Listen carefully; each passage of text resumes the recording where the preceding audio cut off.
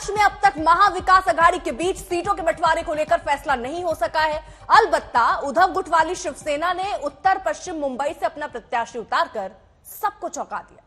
अब अगला सवाल यही है कि क्या महाराष्ट्र में इंडिया का गठबंधन कामयाब हो सकेगा?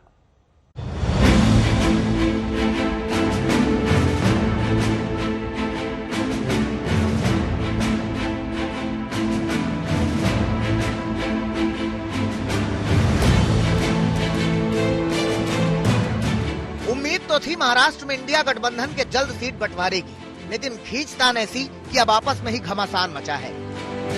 सीट शेयरिंग का फाइनल फॉर्मूला आने से पहले ही उम्मीदवारों के नाम का ऐलान शुरू हो गया है। दरअसल मुंबई उत्तर पश्चिम सीट से शिवसेना उद्धव गुट ने अमोल कीर्तिकर को मैदान में उतारने का फैसला किया तो फौरन ही कांग्रेस नेता संजय निरुपम ने उद्धव ठाकरे पर तीखा हमला किया। कल शाम बची खुची शिवसेना के प्रमुख ने अंधेरी में उत्तर पश्चिम लोकसभा क्षेत्र से एमवीएम का उम्मीदवार घोषित किया। ऐसा कैसे हो सकता है? एमवीएम की 2 दर्जन मीटिंग होने के बावजूद सीट शेयरिंग पर अंतिम निर्णय नहीं हुआ है। ऐसे में शिवसेना की तरफ से उम्मीदवार की घोषणा करना गठबंधन धर्म का उल्लंघन नहीं है क्या? मैं पूरी विनम्रता पूर्वक शिवसेना और कांग्रेस के नेताओं से पूछना चाहता हूं कि जिस व्यक्ति का नाम शिवसेना की तरफ से आ रहा है एमवीए के उम्मीदवार के तौर पर, वो खिचड़ी घोटाले का अभियुक्त है। उस पर आरोप है कि 1,60,00,000 रुपए का रिश्वत उसने चेक से लिया है। ऐसे, और इसकी जांच हो रही है ईडी की तरफ से। ऐसे घोटालेबाज के लिए क्या शिवसेना और कांग्रेस के कार्यकर्ताओं को मजबूर किया जाएगा प्रचार करने के लिए? जिस अमोल कीर्तिकर को मुंबई उत्तर पश्चिम सीट से उद्धव ने उम्मीदवार बनाया है, उनके पिता गजानन कीर्तिकर इसी सीट से सांसद हैं और फिलहाल शिंदे गुट के साथ हैं। ऐसे में उद्धव खेमा अपनी ही जीती सीट पर प्रत्याशी के नाम की दलील दे रहा है। संजय निरुपम की टिप्पणी पर भी तीखा पलटवार कर रहा है। जब उत्तर पश्चिम लोकसभा की सीट 2019 में हमने जीती है तो हमारा अधिकार है, हम चाहे आज कैंडिडेट उतार दें चाहे कल उतार दें।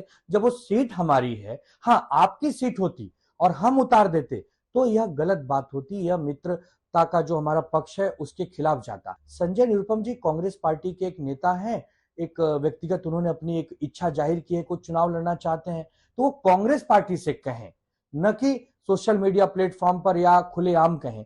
अब कांग्रेस पार्टी उन्हें कितने गंभीरता से लेती है नहीं लेती है कांग्रेस पार्टी जाने।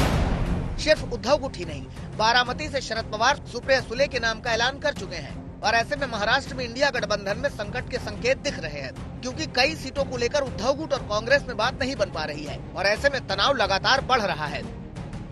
एमवीए की जो स्थिति है, जो मैंने कई बार बता दिया है कि हम लोगों की वजह वो रुकी नहीं है।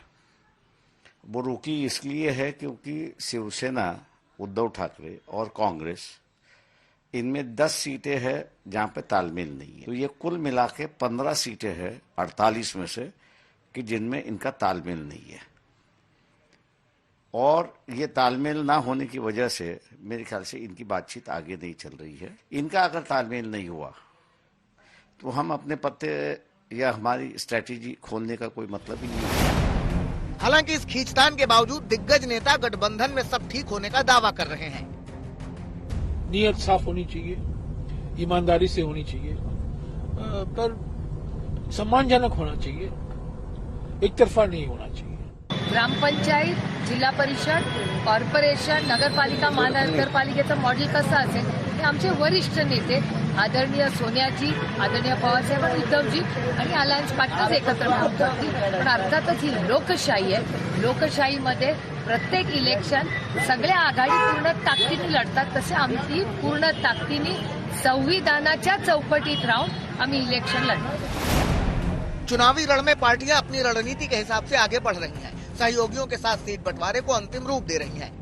मुंबई में 17 मार्च को राहुल की भारत जोड़ो न्याय यात्रा का भी समापन होना है। उससे पहले सीटों पर सहमति की उम्मीद थी, लेकिन अब नई चुनौती सामने खड़ी हो गई है।